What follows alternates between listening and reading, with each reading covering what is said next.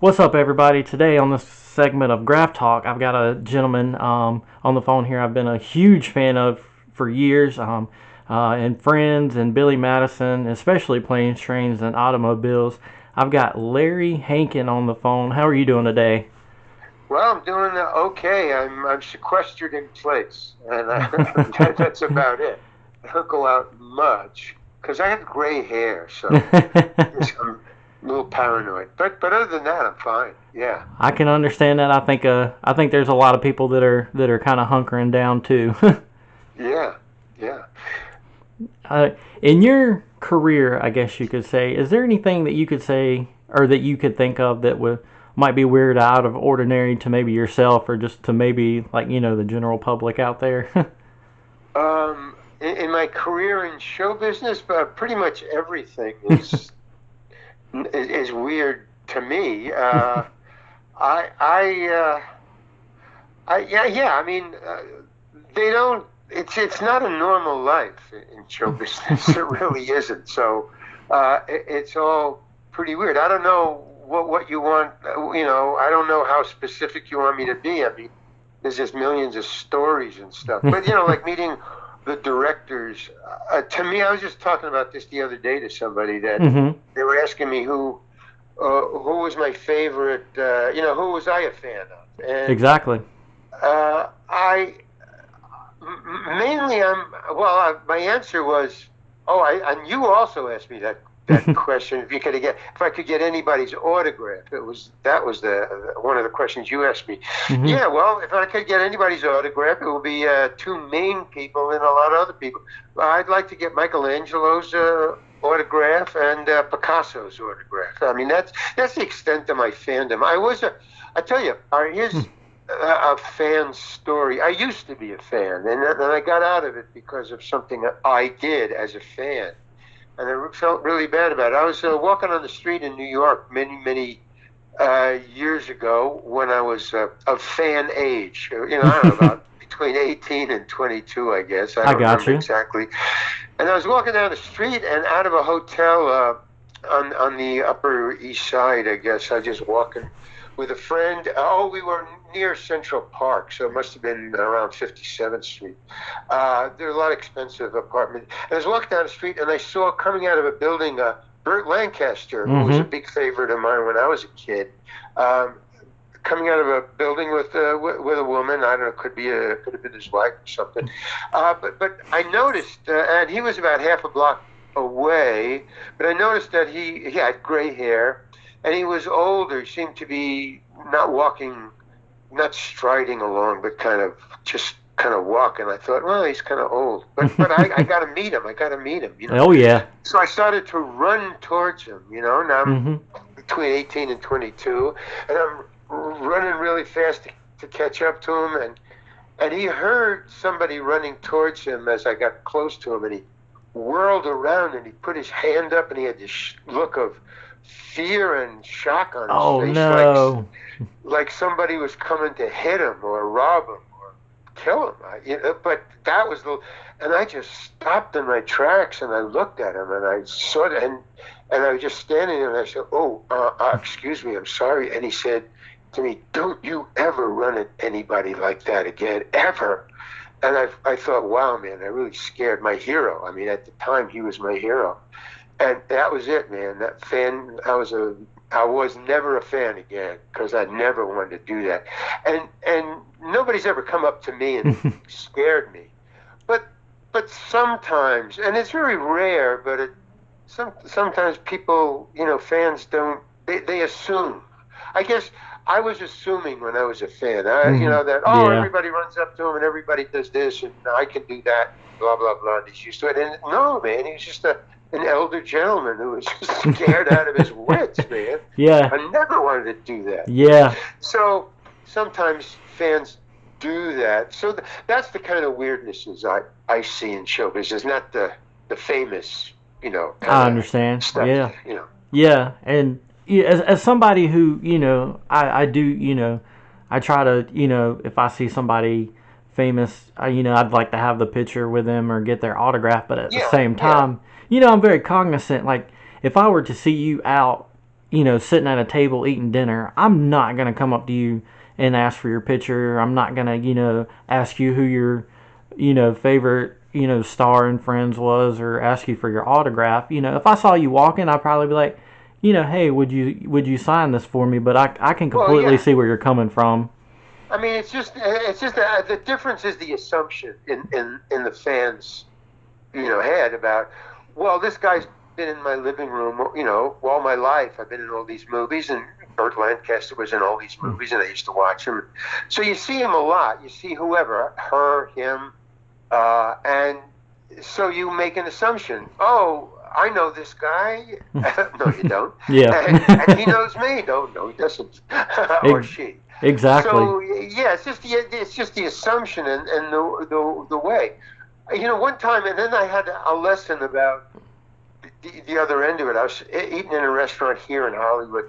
I think it was like a Norms or something. Not a big restaurant. It was just a regular, local franchise, basically Hmm. cheap restaurant.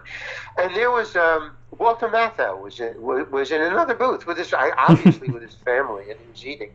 I didn't bother him, but I said, "Wow, man, there's Walter Matthau, and he's another great actor that I look up to, Yeah. Uh, and then I saw a family. Well, I think it was a man, a wife, and a kid walk up to, and he was in the middle of eating soup, so he had the soup spoon in his hand, and it was just going into his mouth. It was just an awkward moment, just Right. a second. And they go, and I couldn't hear the conversation, but obviously, hey, can I get an autograph from you? And he put down the soup spoon, and I thought he was, going to get angry or something. No, he was very, very cordial, and he said, yeah, sure, and nodded his head, and he took a pen and he signed the thing. And he talked to the guy for, a minute or so, and boom, and the guy moved off, and he went on with his meal and with his family. So there's another instance where you had mentioned, okay, there's somebody eating, but Walter Matthau handled it really cool. He just, put a soup spoon down, talked to the fan, and went on with his day. So, no, he didn't get bent out of shape or anything. So Absolutely. it comes from both sides. It comes from Absolutely. but those are moments that you can't control. I guess that's why it stands out in my mind. It's just a moment where you're not ready for it, and boom. I have nothing against fans, man. They support me, basically. I can't complain. I'm not complaining. It's just the assumptions on both sides. Absolutely. Walter Matthau put down a spoon and he talked to the guy. Another guy, I run up to a guy and I frighten the guy out of his mind. So there's a way of maneuvering that moment. And it's just a moment, really. Yeah. Yeah. And there's definitely, I guess you've got on this side of it, as like the collector world of it, you've got people who are like me, who they're not going to go up to somebody who's out with their family eating, or like at the beach just trying to enjoy a vacation. And then you've got Right. people on the other side of it that are like, if it wasn't for us fans, they wouldn't have a job. How dare they not Right. sign this, or how dare they So not sign that? And so I'm beginning to cool down in my dosage. Like, oh, I get it. This is just it's part of the gig. It's basically what it is. yeah, But yeah, and then on the other side, in a way, when I was running towards Mr. Lancaster, I had lost my cool. I'm just walking along with my friend, and then all of a sudden I'm running full tilt at somebody. So there's that moment of insanity, and you just lose it for just a second. yeah, But I noticed that when I was on Breaking Bad, and then they had this opening night party and everything, and there was fans outside waiting for all the big stars that were in that program, and so they had them as we were coming out of the restaurant. It was a big time restaurant in Hollywood for an opening of a movie or opening of yeah, it was El Camino, so it was the movie. right, And we were coming out, and so they had the fans were a lot of them outside of the restaurant. Somehow they knew that was where El Camino was going to be celebrating, and they had them behind a chain. And they're all up against this chain, and they had two guards there, two not guards. They were like what do you call bodyguards type of guys, Yeah, just yeah. standing there keeping them back. But the fans, what they had, I mean, it's weird on both sides. So just chaining people up to get an autograph is just strange coming out of it. Hey, can you sign this? Sign this. But so that was really weird. Man, they got bodyguards, they got a chain. But the fans, 99.9% were young men. About 18 to 22. I mean, Yeah. that's yeah. And some of them had like 5 or 6 or 7 cards, which they would hand. They were waving, and they're all jammed up, and you just see hands and faces. That's all you see, Yeah. waving them. Sign this, sign this, sign this, and some I would sign and some I wouldn't. And the way I had to choose would be if it was one. It's a card. Okay, Absolutely. Yeah. fine. But these guys who would have like 5 or 10 cards, they're selling them. Yes. Yes. I mean, come on, man. Yeah. Just, calm down. I'll sign one for you, but So there's just weird ways that they have of monetizing Yep. the fan experience. So Absolutely. I'm not, and I have nothing against it. Maybe if I was a fan, I did. My point is, we're people, we're Homo sapiens. Absolutely. Take things to what extent? You're a Homo sapien. You're a human being. You're a viewer. You're a fan. You're nuts, man. What are you doing? It just there's all these declinations, but you have to deal with it because show business. You don't do that to lawyers or not too much. You're I don't exactly think, right. Yeah. or chefs or plumbers or TV repairman or something like that. But you see, that's my point of view. My point of view is I'm just doing a job. So I Exactly. don't understand. I mean, in a weird way, of course I understand. But there's another thing. Hey, it's me. It's Larry Hankin. Why, you know what I'm I saying? understand. Oh yeah, I understand completely. I'm Larry. Why are you doing this? I'll sign it, but why the craziness? Yeah. What is that? But there's nothing I can do about it. And Yeah. but that's just a subject of show business. That's one little trivial part of it. I mean, Exactly. to me, the trip is being in front of a camera. You point a camera. Whoops. Uh-oh. What did I just do? I pulled out a plug. Everything just went off. Well, anyway, when to be in front of a camera is my hobby. That's if you point a camera at me. So I don't know. There's something in my. I don't know if it's DNA, my tropism. I don't know what it is, but I just react. I'm a different person.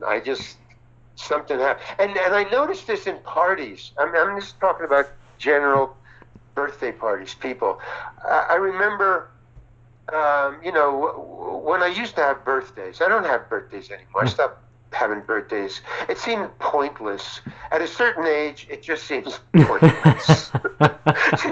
So I stopped many years ago. I don't, and I don't tell people it. But when I used to have birthdays, and I was 13 or 14 or 17, okay, and I would go around in the party, and I would take when I had a camera, Mm-hmm. video Yep. camera, or even a 8 millimeter.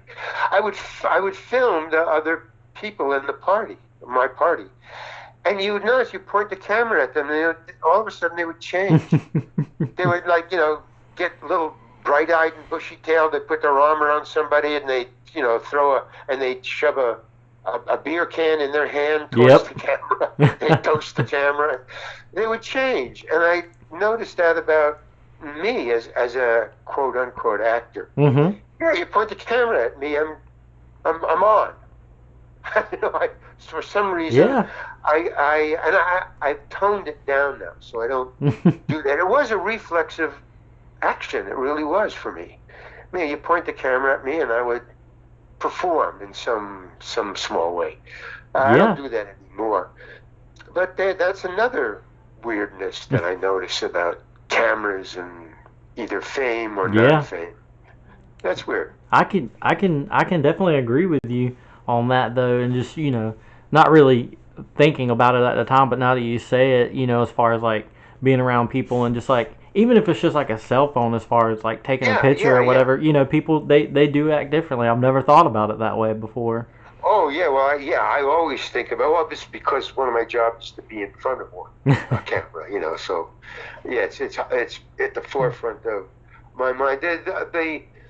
The upside of the downside to that Mhm. is what it made me do is when I'm really, on camera doing a role in Breaking Bad or Friends or whatever it is, it's taught me to not react when a camera is in front of me so that I'm totally relaxed when I do a part. And that helps because then that adds to the reality of the moment, so people Yeah. just don't see Larry, they see the character. That's And awesome. That so, is awesome. yeah, but that's what you have to do because the cameras nowadays, it's not like the old days where you have to, well, I mean, like in the old time movies, everybody was hyper in front Yeah. of the camera. Everybody's overacting. We call it indicating, indicating. But Okay, I got now, you. what? I got you. I understand. Oh, yeah. And now, it's the less you do, the more real you are believed, the more believable you are. So you can't act anymore. Now it's just that's why they can now use people off the street to be in various smaller roles in a Mhm. scene, and they just say, "Hey, would you get in here and just say these words?" And people just normally do that now. It's kind of weird in a good way. That's the weirdness in a good way. People are now becoming natural actors. It's really hard to. Yeah, there's too much competition, man, from real people. I've never thought about it that way, but that's actually phenomenal. Yeah, I've never thought about it that Yeah, way. they're totally. They don't. I mean, maybe at parties, if you're a little, you have a couple of drinks in you, something like that, you prefer. But I'm talking about getting people like the movie. Remember Bonnie and Clyde? Have you ever seen Bonnie and Clyde? I have. Yeah. Okay. Well, uh, either it was Bonnie's mother or Clyde's mother. Remember they go to that farm and they visit that woman who's one of their mothers, and she said, "Don't come here again, Clyde. The police are watching this place. You're going to be Yep. captured. So this is the last time." Well, that woman, and she was incredibly great. So she played, I believe, well, either Bonnie or Clyde. So it was an important part because it Right. showed how rejected he was going to be. She was just off the street. I mean, she wasn't an actress. That was a normal person. That was a Wow. real mom. Wow. And she was incredible. When I didn't know that until after I saw the movie a couple of years later. Somebody, I guess they were interviewing Bonnie or Clyde, Mhm. and they said, "Yeah, no, no, she was just a part of the city there. That was her house." And she said, "Yeah." And the director said, "Hey, would you play Clyde's mom?" And she said, "Fine." So as an actor watching that movie, and I thought it was really a great movie, and I was watching the acting, and I thought, "Wow, man, she is really great, man. How real." And then later I found out she wasn't an actress at all. So that's the competition that I have. Oh It's, man. you know, anybody can do what I do. It's just, you know what the job is? It's memorizing the lines. That's the hard part Oh, I couldn't even for me. imagine. Well, Yeah. because I'm dyslexic, so linear thinking is really hard for me. It's very hard if you want to teach me something. You can't just tell me, do this, do this, do this, do this. After about the fifth or fourth instruction, it just falls apart like a house of cards. I mean, literally like a house of cards. It just tumbles into uh, just independent facts in no order whatsoever. And then, so I have to go and then sit and reassemble it in my head. And Wow. it'll take it might take 10 minutes or so. So consequently, I have to get my part sooner than other people. And it's generally in my contract that, as soon as the script is ready, send it to Larry. And then once I get it and I have time to memorize it, then I'm fine on set. But it's the time it takes me to get the words in the right order, you know. Yeah. So yeah, it's that's what I get paid for, and waiting around. Waiting around. Waiting around and learning the lines is what I get paid for, and I get in front of the camera for free. That's how I work That's it. so awesome. Yeah, it just puts it into perspective for someone, who just Yeah, sees the value of that come through, yeah, on television, and not necessarily that goes, that goes on behind it. Because as right. as somebody Yeah, you who don't know. You just think, exactly. oh well, hey, you know. Well, like for instance, okay, I don't know. The opposite example that I use is, you know, in Mr. and Mrs. Smith. That's with Brad Pitt and his wife. With then, well, Yeah, he was married to the woman he was doing the scene with. But in Mr. and Mrs. Smith, are you familiar with that movie? You may yeah, not be. yeah. Oh yeah, okay. Well, in somewhere in the middle of that movie, they fight in a house and they're shooting at each other, but they Yep. like each other, but they hate each other, but they're talking and they're fighting and shooting and they're running and they're ducking. I can't do that. That to me is acting. That's acting. I couldn't do that in a million years. I mean, even if I was normal, even if I wasn't dyslexic, I mean, that was crazy. How can they remember all the moves and the camera, you know, where the camera is and the angles? And, you know, it's really weird.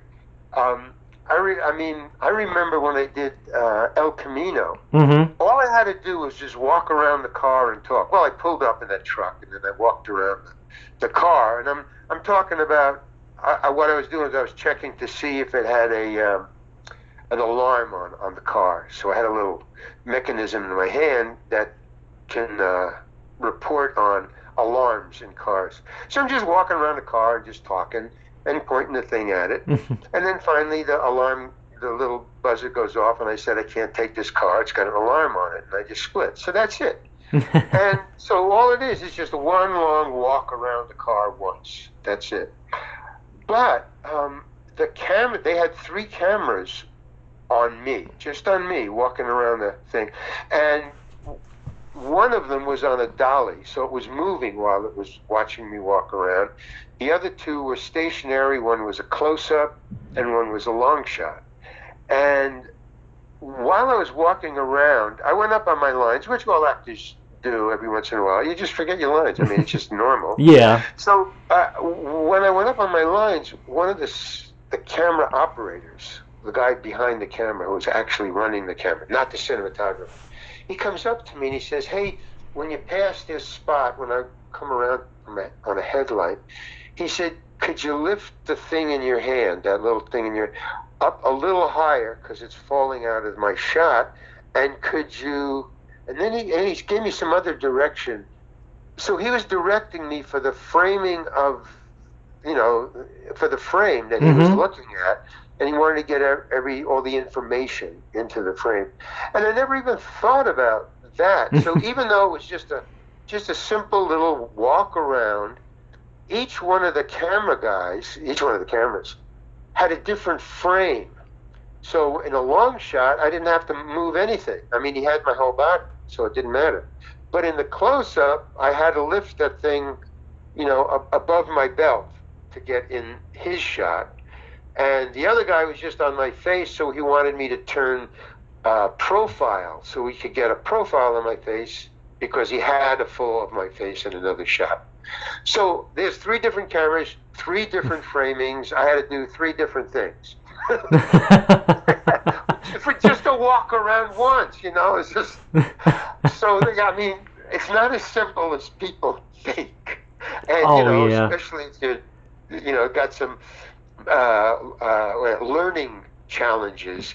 It's really weird that these three guys telling me three different things for three different shots on one walk. You know, it's kind of funny.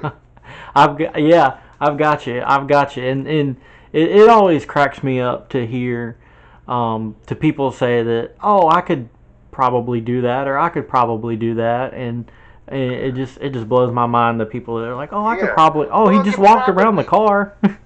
yeah. I mean, you probably could, but you probably couldn't either. So Exactly, you exactly. know, and yeah. So it just I run into a lot of those kind of things, which, um, like for instance, on Escape from Alcatraz, I was supposed to have a crying scene in it where I'm left behind, and the director Don Siegel, who's a great guy. He was an older gentleman. He's passed on now, but I really revered him. I loved working for him and with him because he was just he had a great sense of humor.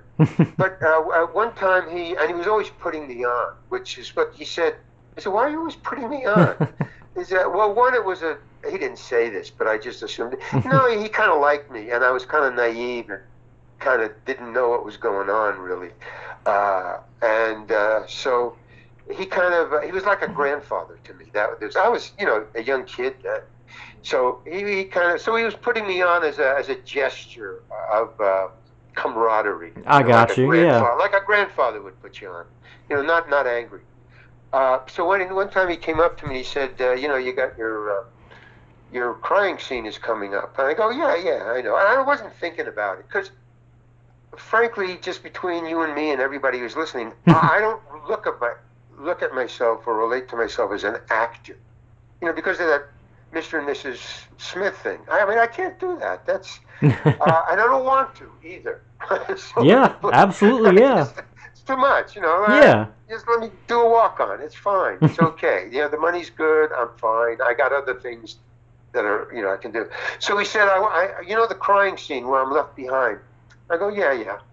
He goes, well, you're going to cry in that scene. This is about 2 hours before that shot was going to happen. Gotcha. And he was always doing this to me. He'd come up behind me and he'd go, hey, you ready to cry?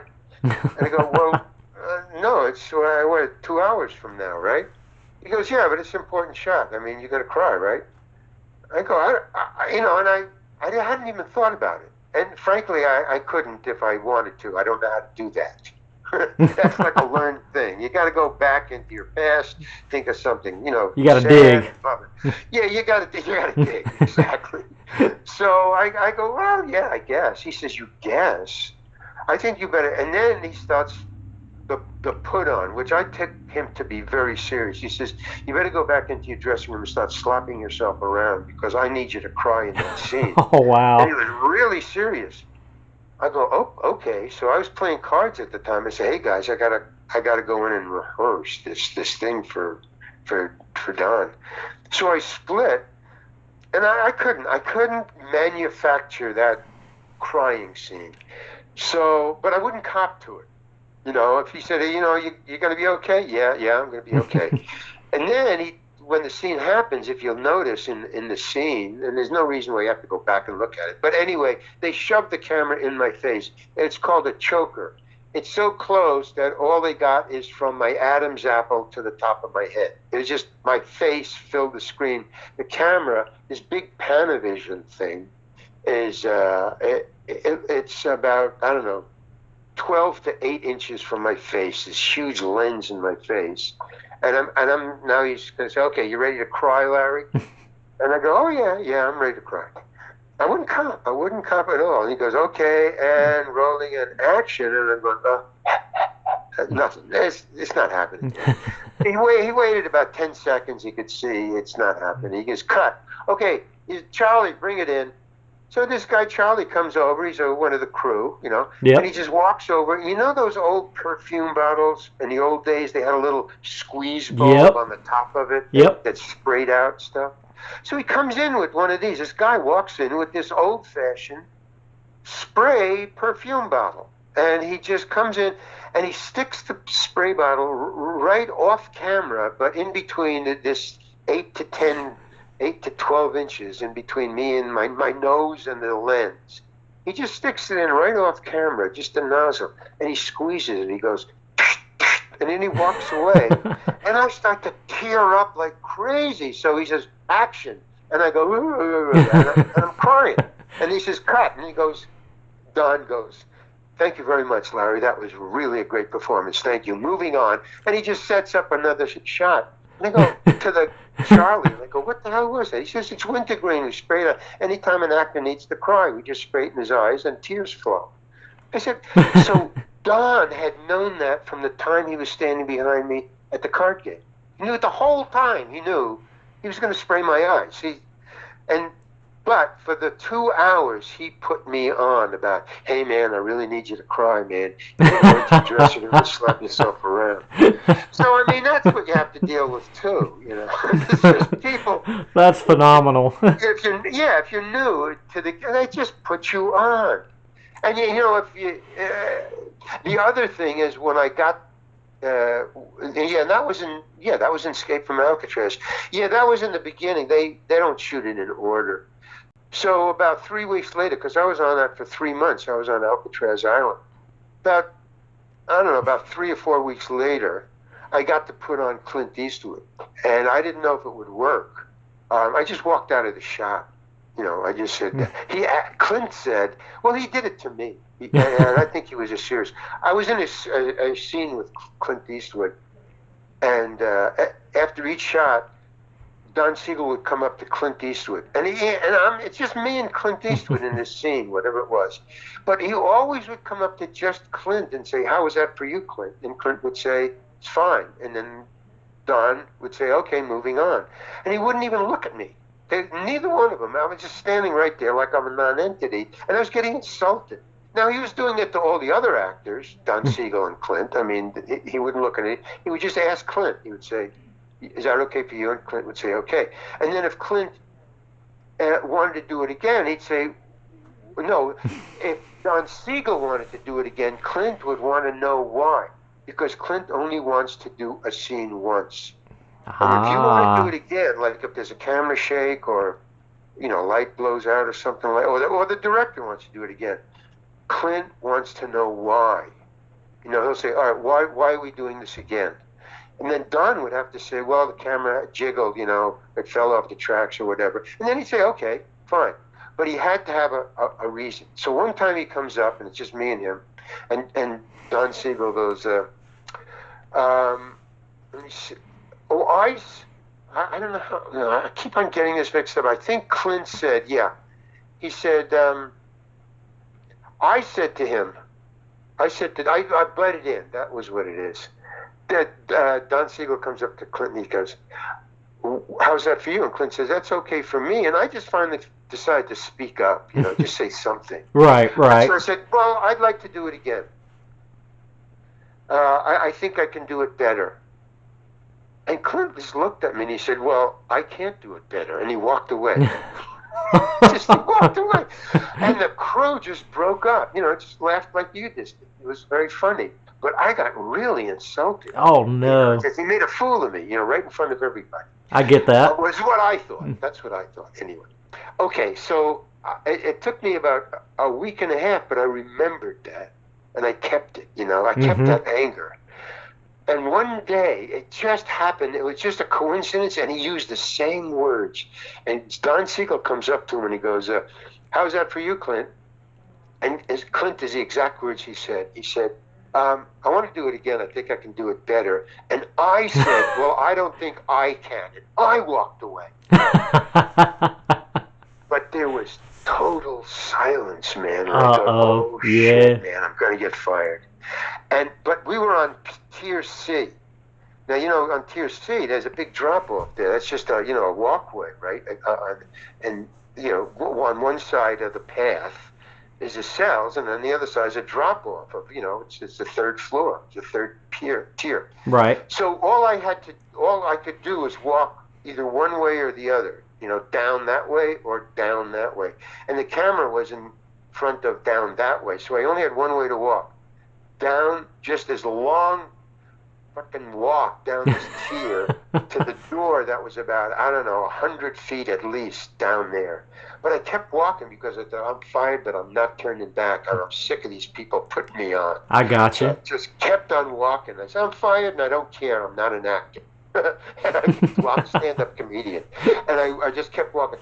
And the door kept on getting further and further away. Just under the pressure. And finally, just as I got to the door and I refused to turn around, Clint Eastwood, I heard Clint Eastwood say, hey, Larry, come on back, will you, man? Nice. Yeah, right, just like one of the guys. Like one of the guys, hey, Larry, come on back here, man, what are you doing? Come on. Just kidding around, man. Come on. Yeah, right, exactly. I felt like a fool who I took him too seriously. God damn it. But anyway, I mean, that's the weirdness of things that I talked about, that it appears to me. Not. Well, I mean, maybe that was the question. I mean, that's the answers you wanted, but I mean, it's fans just want absolute. to know what is it like to work with Clint Eastwood. He's really great. He's a great guy. No, man, that's what happens. He puts me on all the time. I mean, it's just a phenomenal answer. I mean, honestly, I couldn't have asked for anything better at all. I'm like super That's my thrilled. life. It's my life. It's my life, Houston. it and even to this day, me and my wife will be walking around the house, and she'll just randomly look at me and be like, "You owe me a Belgian waffle." Yeah, exactly. I'm like, I don't owe you anything. Yeah, I get that on Cameo. I'm on Cameo, so I can wish you a happy birthday or a happy graduation or a happy wedding. So you just send in and you pay some money, and I send you a little message on video. Yeah, absolutely. But they're always, Mr. Heckles is one of the fans' favorites, so they're always telling me, have Mr. Heckles say this, and sometimes they send scripts even. I got you. I can't do that. It's too much. I have my little patter, a minute's worth of little patter to wish you a happy birthday or a happy graduation or whatever. But yeah, even on Cameo, they make demands, and it's generally something about a waffle. Waffle or an oboe or a cat. Yeah, I can understand that, definitely. Yeah. All right, if there's anything you want to tell the people who are watching or listening.